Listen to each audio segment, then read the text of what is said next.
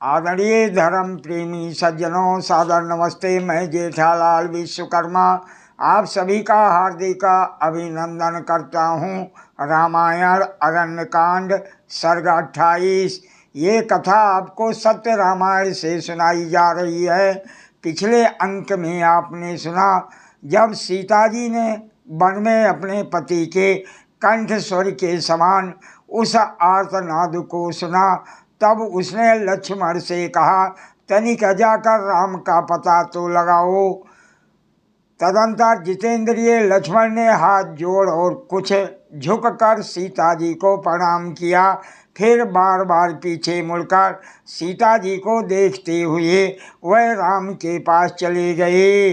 अब आगे रामायण में महर्षि वाल्मीकि जी आगे कहते हैं कि लक्ष्मण के जाते ही समीप ही छिपा हुआ रावण सन्यासी का रूप धारण कर सीता जी के सामने जा पहुंचा। काम के बाणों से विद्ध राक्षस राज रावण वेद मंत्रों का उच्चारण करता हुआ एकांत आश्रम में सीता से विनय पूर्वक बोला, हे कल्याणी, तू कौन है, किसकी स्त्री है, कहाँ से आई है और तेरे इस दंडक वन में आने का कारण क्या है? राक्षसों से सेवित इस भयंकर वन में तू अकेली क्यों विचर रही है? सन्यासी वेशधारी रावण को आया देख सीता उसका यथाविधि आतिथ्य करके बोली, हे द्विज उत्तम, आपका कल्याण हो। मैं मिथिला के महाराज महात्मा जनक की पुत्री हूँ। मेरा नाम सीता है और मैं श्री राम की प्रिया भार्या हूँ। जब हमारा विवाह हुआ उस समय मेरे पति श्री राम की अवस्था 25 वर्ष की थी और मेरी अवस्था 18 वर्ष की थी। विवाह के पश्चात 12 वर्ष तक मैंने इक्ष्वाकुवंशी राजभवन में रहकर मनुष्य सुलभ संपूर्ण भोगों को भोगते हुए अपने सभी मनोरथों को पूर्ण किया। तत्पश्चात 13वें वर्ष के आरंभ में संपूर्ण मंत्रिमंडल से विचार विमर्श कर महाराज दशरथ जी ने श्री राम को युवराज पद पर अभिषिक्त करने का निश्चय किया। जिस समय श्री राम के राज्याभिषेक की तैयारियां हो रही थी उस समय मेरी कनिष्ठ सास कैकेयी ने वर मांगा।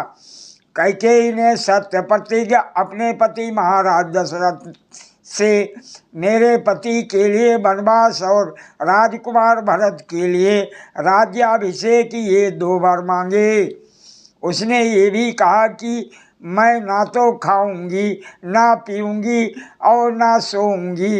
इतना ही नहीं, यदि राम का राज्याभिषेक हो गया तो मैं अपने प्राण दे दूंगी।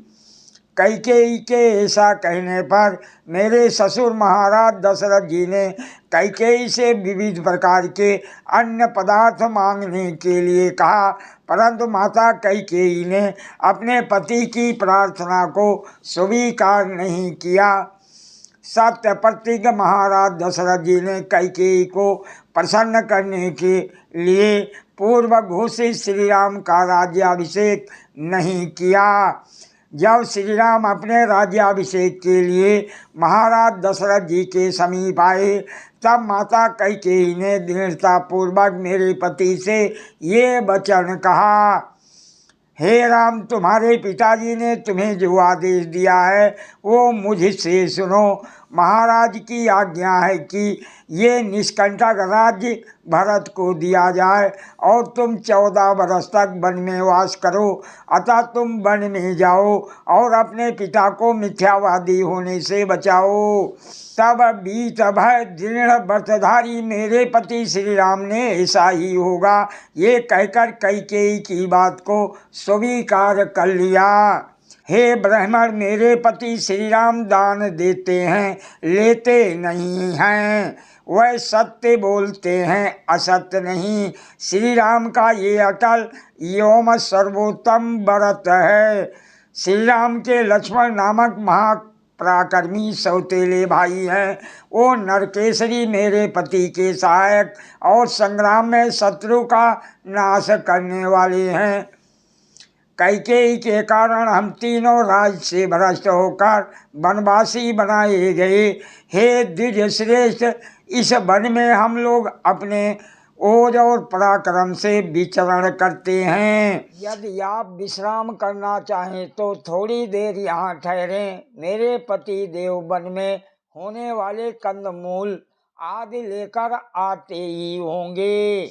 हे ब्राह्मण, अब आप अपने नाम, कुल और गोत्र का भी ठीक ठीक परिचय दीजिए और ये भी बतलाइए कि आप अकेले इस दंडक वन में क्यों घूम रहे हैं। श्री राम की पत्नी सीता जी ने जब इस प्रकार पूछा तब महाबली राक्षस राज रावण ने कठोर शब्दों में ये उत्तर दिया। सादर प्रणाम। जय सिया राम जी की।